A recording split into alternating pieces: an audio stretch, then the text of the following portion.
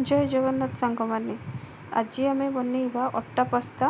प्रथमे रुटी भलिया अटा को चकटी नबा, तापर ताको लंबा करिकी छोट छोट पीस रे काटी नबा। छोट छोट पीस रे काटी नहीं ताको आमे फोक साहाय्य रे ताको भलसे टिके पतला करिके ताको एई भली भाबरे गुड़ेई नबा। देखंतो एई भली हमर पास्ता रेडी हे जेबो। तापर गैस रे गोटे पात्र बसैकी सेथरे टिके लूण आ अल्प रिफाइन तेल देके पानी को भलसे फुटेइबा। भलसे पानी को फुटेइबा। पानी भलसे फुटी आसिले सेथरे टिके तेल दे दबा। तापर जोर से पानी फुटी आसिले सेथरे बनेकी रखिथिबा अटा पास्ता को दे दबा। पास्ता जते बेले भलसे सिझी जिवो से ऊपर को उठी आसीबो। तापर हमें फ्लेम को ऑफ कर दबा।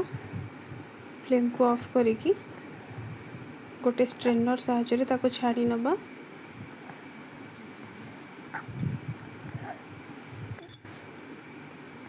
स्ट्रेनर रे छाड़ी के सेथरे टिके ठंडा पानी दे दबा, जहा द्वारा से आ चिपचिपा है कि कहीं कास लागेबेनी, खिलखिला है कि रहिबे। तापर गोटे पैन नबा। फ्राई पैन रे टिके सोरिष तेल देबा, जहा द्वारा तार टेस्ट आउरी एनहांस होबो। सोरिष तेल रे अल्प किछि जीरा दबा। जीरा भलसे क्राकल हो गले सेथिरे काटिकी रखिथिबा छोट छोट रसुण, छोट छोट काटिकी रखिथिबा अदा ताको भलसे फ्राए करबा। अदा रसुण भलसे फ्राए हो गला परे तेल रे सेथिरे पियाज, छोट छोट पियाज काटिकी रखिथिबा ताको दबा। पियाज को मध्य भलसे फ्राए करबा।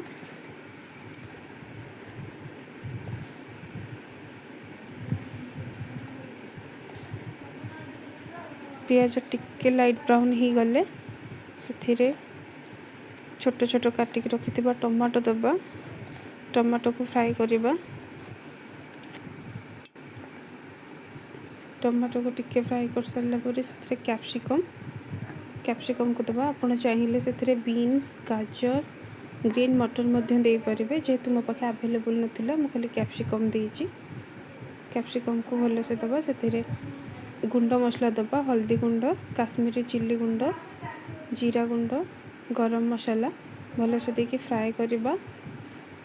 स्वाद अनुसार लूण दबा। अल्प किछि पानी देकी गोटे सॉस तैयारी करबा।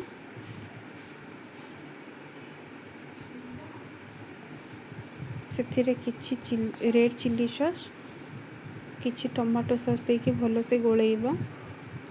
मैगी मसाला मध्य दबा। मैगी मसाला जदि आपनको पाखे नहीं, करी पाउडर हो, किचन किंग मसाला, चिकन मसाला जहाँ भी थी दे पारिबे, टेस्ट भलो आसीबो। किछि टमाटो केचप, टिके रेड चिल्ली सॉस दे भलसे गोलेइबा।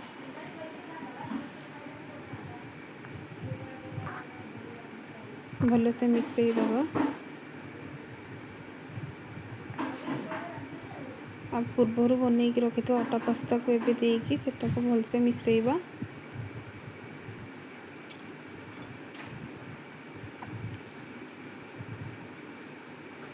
भलसे मिसी गला परे